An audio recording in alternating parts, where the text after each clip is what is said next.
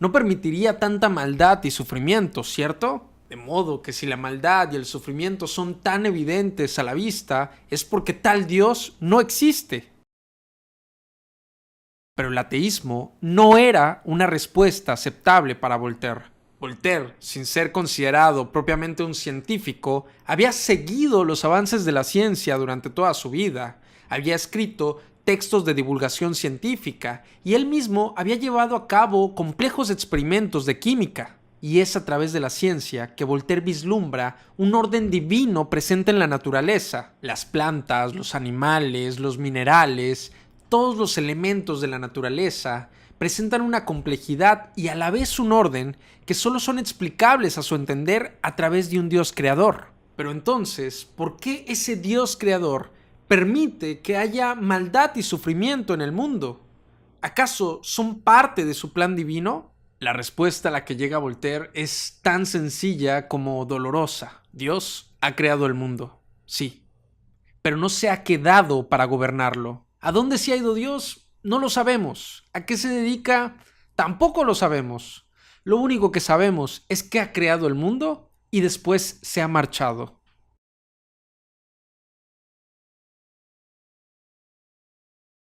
Pero antes de marcharse, Dios ha creado a la humanidad y le ha dotado del poder de la razón. Y es la razón, la herramienta que debemos utilizar los seres humanos para poder vivir en paz y armonía. La razón es la que nos posibilita poder resolver nuestras necesidades y conflictos de forma pacífica. Es la que nos permite hacer arte, hacer ciencia, hacer leyes y gobiernos justos sobre los cuales podemos fundar un paraíso aquí en la tierra. El sufrimiento y la maldad no forman parte de ningún plan divino, no forman parte del plan de Dios, simplemente porque Dios no tiene ningún plan para nosotros. Dios nos ha dotado de razón y nos ha dejado en libertad para que construyamos nuestro propio camino. El sufrimiento y la maldad no se originan en Dios, se originan del comportamiento irracional del ser humano. La guerra, el hambre, la miseria son síntomas de la irracionalidad humana. El Dios de Voltaire no tiene nada que ver con las injusticias que acontecen en el mundo y tristemente no va a venir a salvarnos de ellas. Nos toca pues a los seres humanos arremangarnos y trabajar para construir el mejor de los mundos posibles. El final de la novela del Cándido es en cierta medida esperanzador, no solo porque los protagonistas logran sobrevivir a las dificultades del viaje, sino porque logran obtener paz a través de un encuentro con un anciano a las afueras de Constantinopla. El anciano, sin ser un filósofo erudito como el Dr. Pangloss, parece ser dueño de una gran serenidad y al conocerle se dan cuenta de que vive una vida sencilla cultivando su huerto y vendiendo los frutos que ahí cosecha. Cultivo junto con mis hijos. El trabajo aparta de nosotros 3 grandes males: el aburrimiento, el vicio y la necesidad. Cándido reconoce la enorme y a la vez sencilla sabiduría del viejo, cuando en la línea final de la novela expresa: es preciso que cultivemos nuestro huerto.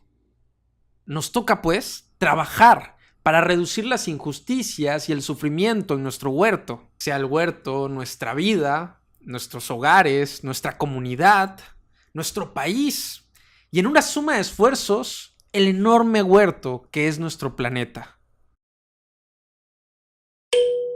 Tratado sobre la tolerancia.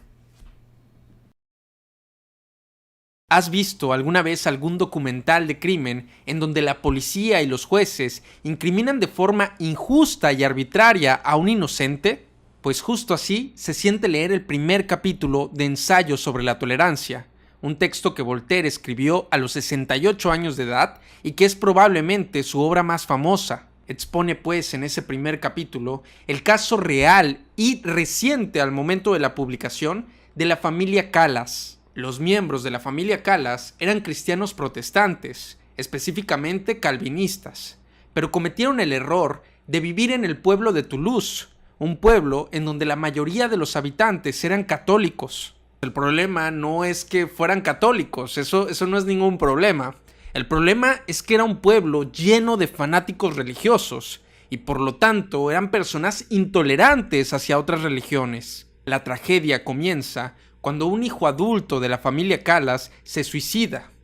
Y eso en sí mismo ya es una tragedia. Pero la desgracia va increciendo cuando entre la muchedumbre del pueblo una cabecita enferma empieza a regar el rumor de que ha sido el padre quien ha asesinado a su propio hijo estrangulándolo. El supuesto motivo era que el hijo quería convertirse al catolicismo, pero que al enterarse el padre decidió que prefería tener un hijo muerto a un hijo católico. El rumor era bastante absurdo, sobre todo si tenemos en cuenta de que el padre era ya un anciano de 68 años con el cuerpo debilitado por la edad, mientras que su hijo era un joven de 28 años y mucho más corpulento que la mayoría de los hombres. ¿Cómo era posible, pues, que hubiese podido estrangular a su hijo con sus propias manos teniendo tanta desventaja de fuerza?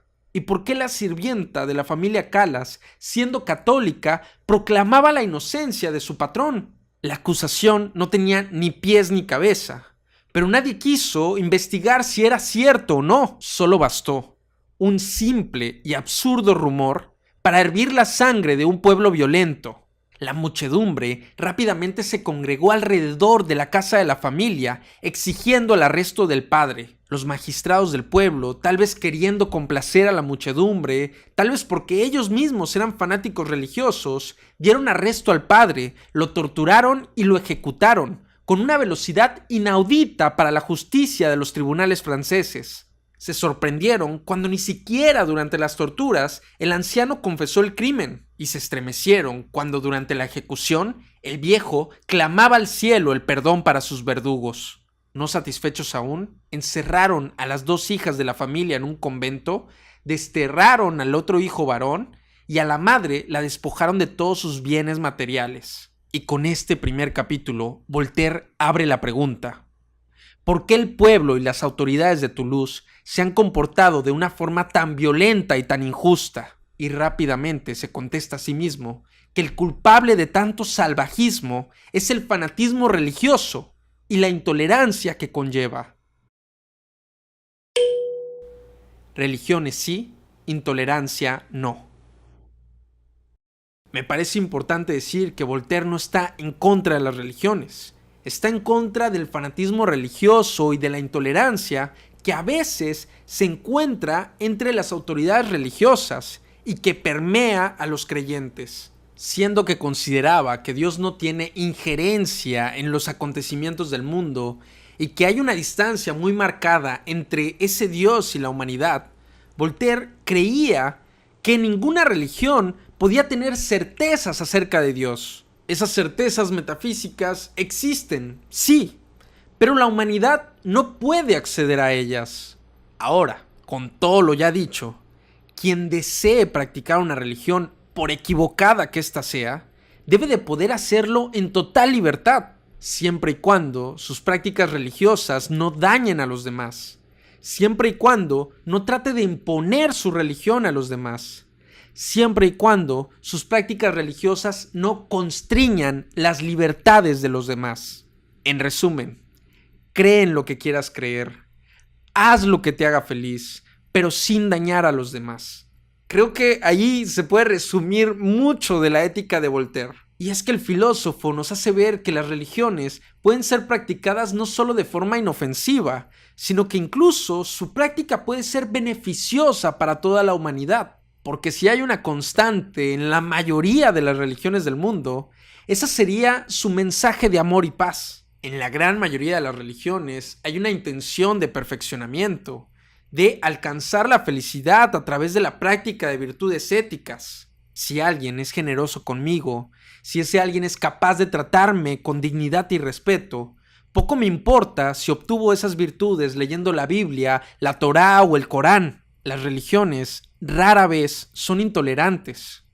Los intolerantes suelen ser las autoridades religiosas que promueven el fanatismo y la superstición para ganar y mantener su poder. Y cuando el mensaje de amor y paz se combina con el fanatismo religioso y la superstición, ahí es donde nacen las tragedias. En Voltaire, el fanatismo es entendido como una locura religiosa tan sombría que hace que quien la padece pueda cometer actos de violencia en contra de quienes no practican su religión. El fanático religioso busca imponer sus creencias por sobre los demás, incluso si para ello tiene que utilizar la fuerza. Y lo paradójico es que el fanático religioso ni siquiera sigue los preceptos de la religión que dice profesar, sino que los tuerce para poder satisfacer sus peores pasiones.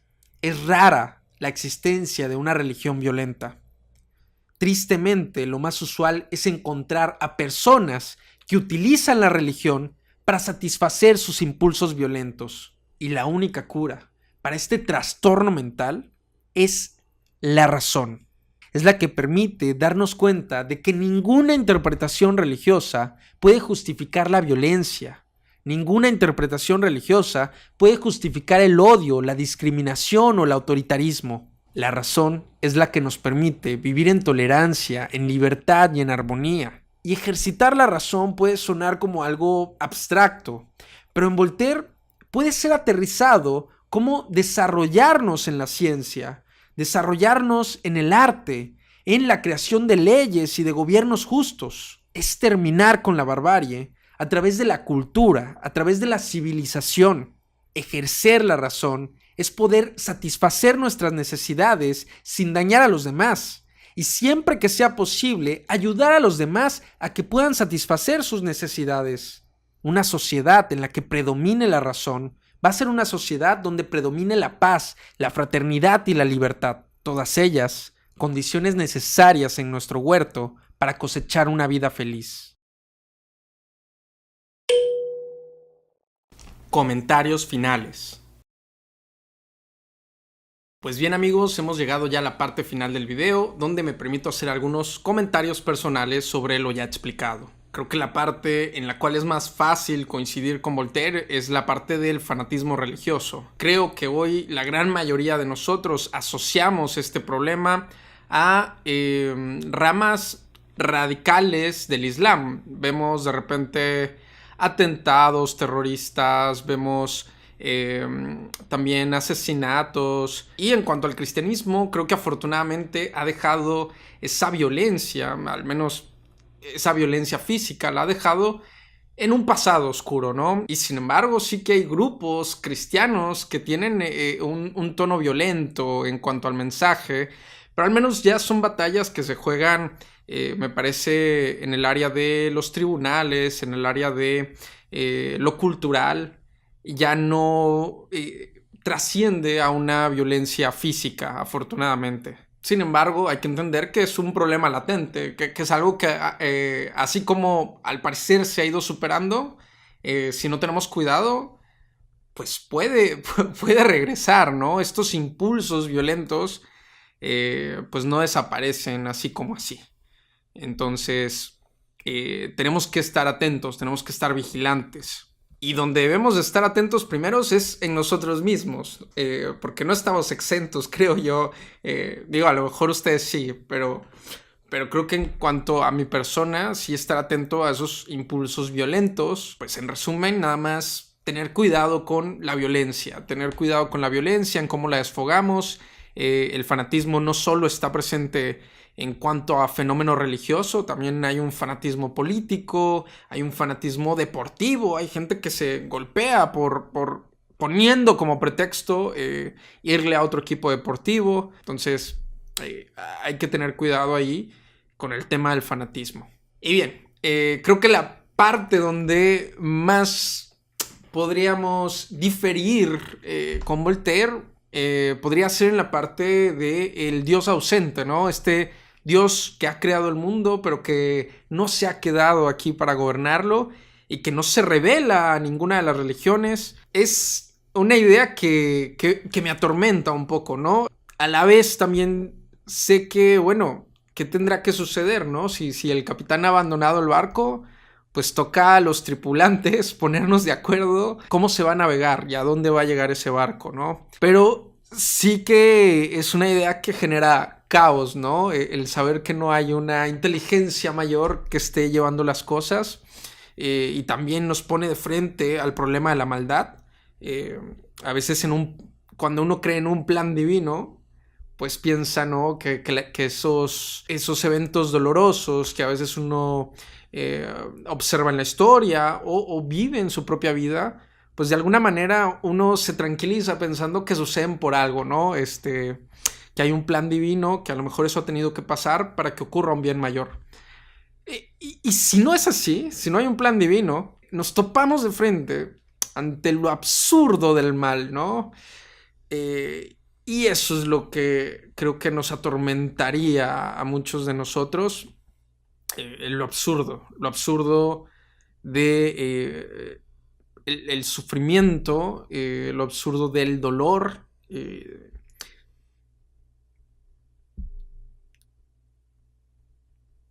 Pues no sé, nos deja un poco desamparados ante eso. Y por otro lado, también nos dejan una angustiante libertad, ¿no?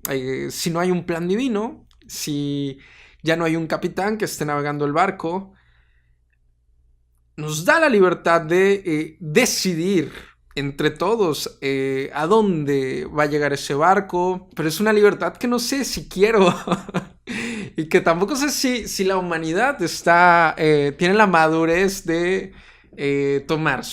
Voltaire también era desconfiado de la humanidad, de la condición humana. Yo también lo soy. Sé que que el ser humano es capaz de lo más sublime, pero creo que también somos capaces de lo más atroz.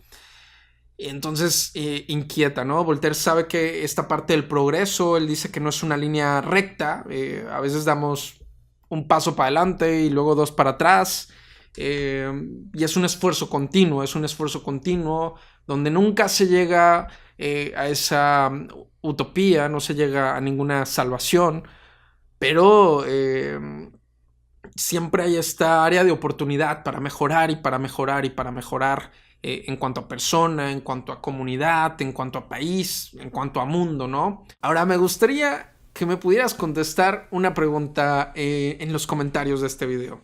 Y es una pregunta acerca del plan divino.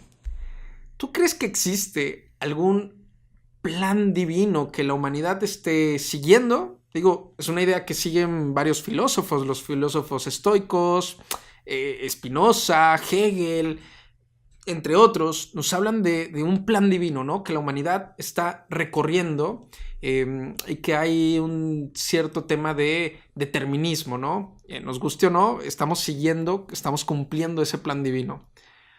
O eres más de la idea de que no hay ningún plan divino y que la humanidad está en total libertad para crear su propio viaje, para elegir su propio destino. Me gustaría que me pudieras contestar en los comentarios. Si te ha gustado este video, te pido que por favor le des like, te suscribas y compártelo si lo crees prudente, ¿no? Con algún amigo que creas que le interesan estos temas, con algún familiar que creas que le interesan estos temas. Compárteselo ahí por WhatsApp, ahí está el botón de compartir para varias redes sociales. Aprovecho para agradecer a mis Patreons por sus aportaciones que hacen posible este proyecto de divulgación. Si tú también quieres donar a esta causa, te voy a dejar el link en la descripción. Una vez más, agradezco muchísimo tu atención y nos vemos hasta la próxima. Chao.